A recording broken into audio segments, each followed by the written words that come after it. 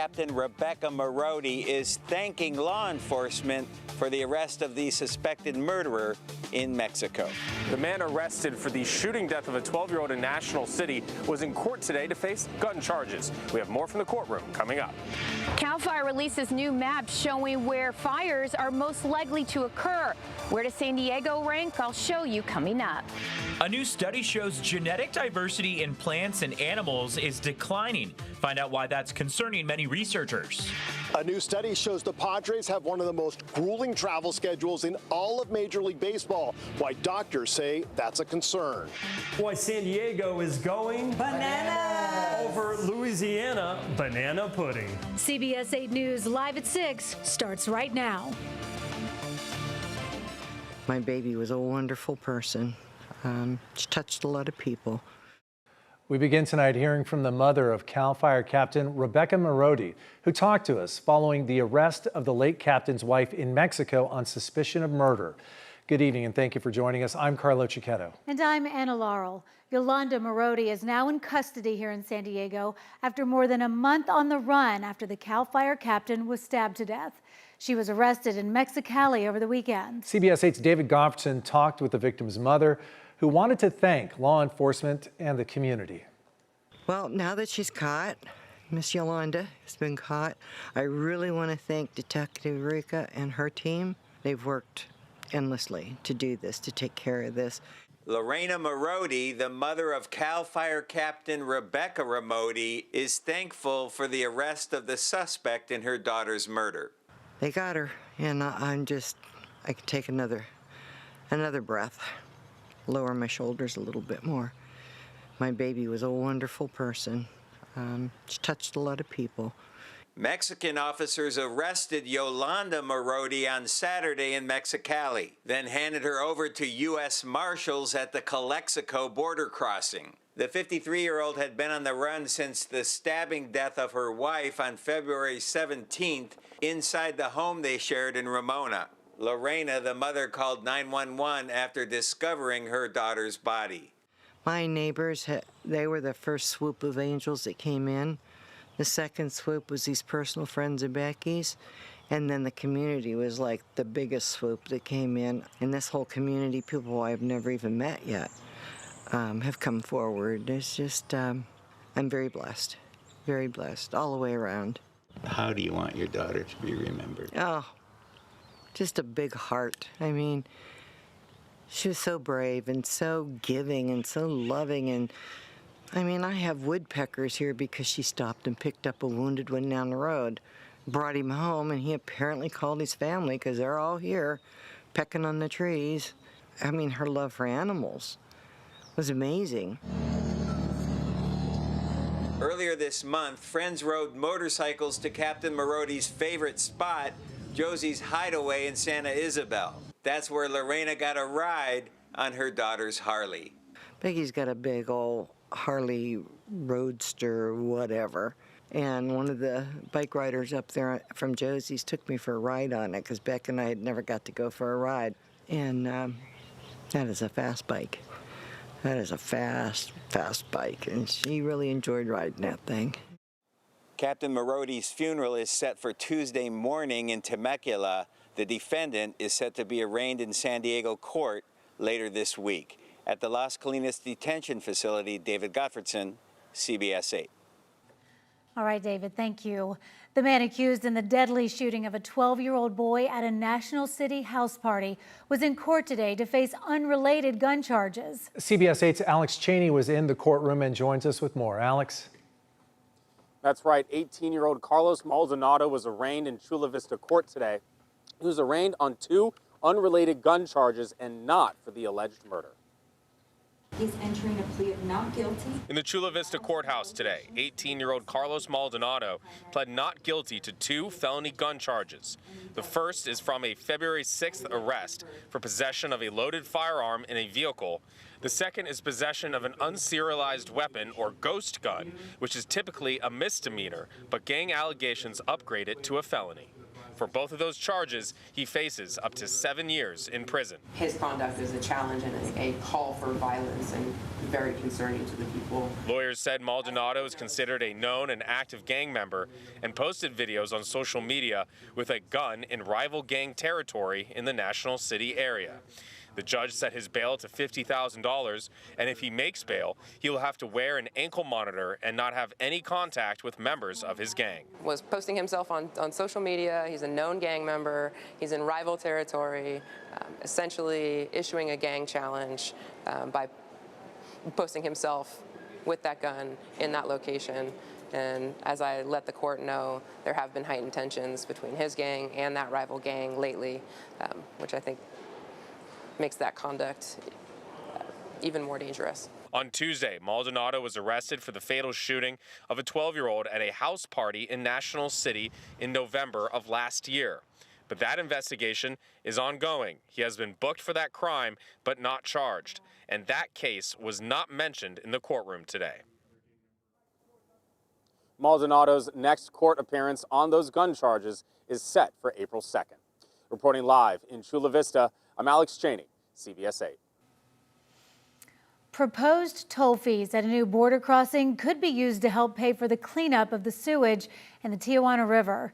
Today, Senator Steve Padilla, alongside environmental advocates, talked about Senate Bill 10. Padilla first introduced it back in December.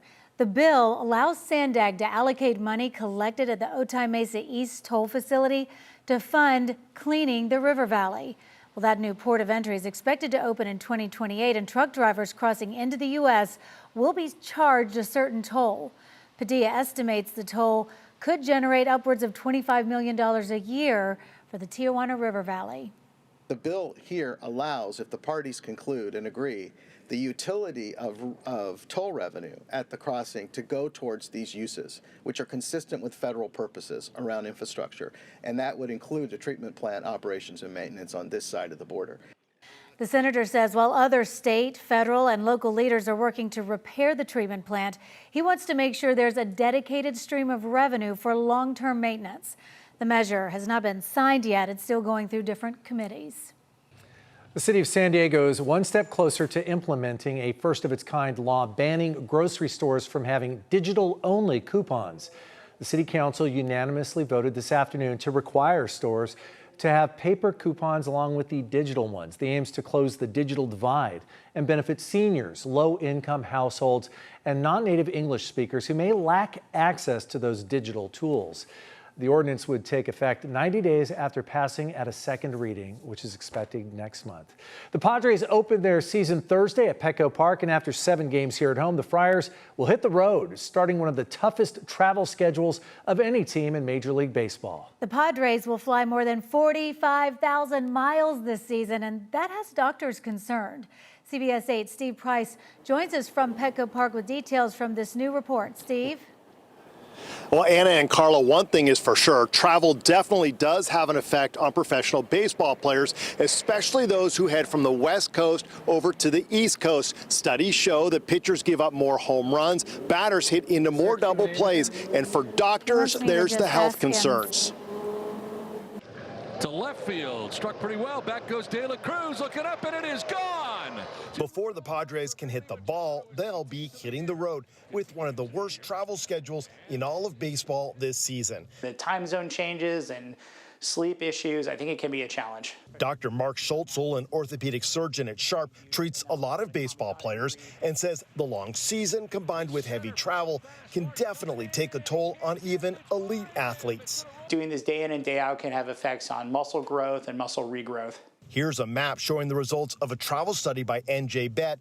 The Dodgers, who open the season in Japan, will travel the most, followed by the Athletics and then the Padres, who will travel 45,509 miles this season. To put that into perspective, it's about 10,000 more than the league average, and about 20,000 more than the Cleveland Guardians, who will be traveling the least this year. Northwestern University actually did a study on this back in 2017 called How Jet Lag Impairs Major League Baseball Performance. Their findings: pitchers were most affected, particularly by giving up more home runs, and teams that were traveling eastward. So, obviously with that sort of circadian clock really getting thrown off for players that are hopping over multiple time zones. The Padres have a particularly rough travel stretch in July. They start by heading from San Diego to Washington, D.C., where they'll play 3 games against the Nationals in the Eastern time zone.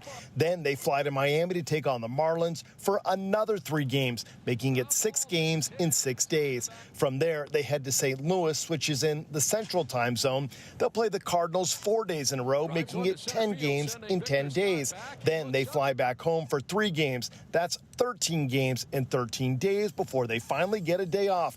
Doctors say it leads to a lot of wear and tear, especially later in the season. Everything from ankle injuries to elbow and shoulder injuries, overthrowing injuries, and then also muscle sprains themselves. So hamstring, calf injuries, things like that are much more common.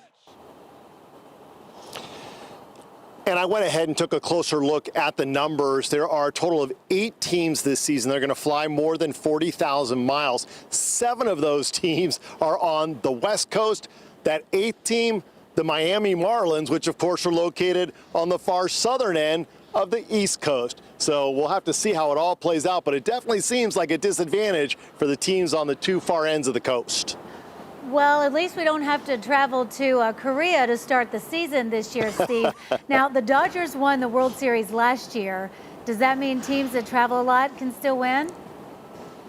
So you would definitely think that, right? I mean, the Dodgers, a team on the far West Coast, won the World Series, so this means nothing. However, the Dodgers are flying an extra 12,000 miles this season because of that season opening trip overseas. So let's see what happens this year, because they didn't fly 40,000 last year. So I think this year is going to be a truer test. But hey, we're not worried about the Dodgers because it's going to be the Padres winning the World Series this year anyway. So it's a moot point. From your lips to God's ears, Steve. All right. He has faith. It's good to have that. Yeah. Well, with baseball season quickly approaching, our Jay Garriani was in Peoria covering all things Padres. You can check out our special spring training spotlight streaming right now on CBS 8+. Download on your TV and watch for free. CAL FIRE updates its fire risk map for Southern California. Still ahead, we're going to show you where San Diego ranks and what the update means for some homeowners across the county. Plus, we hear from SeaWorld about how its rescue team is stepping in to help sea lions that are falling sick along our coastline. It's all about your location for today in our county, because we did have a lot of sunshine. We're still seeing that, especially across inland areas, but you do have some low clouds rolling in right along the coast. I'll have more details on that after the break.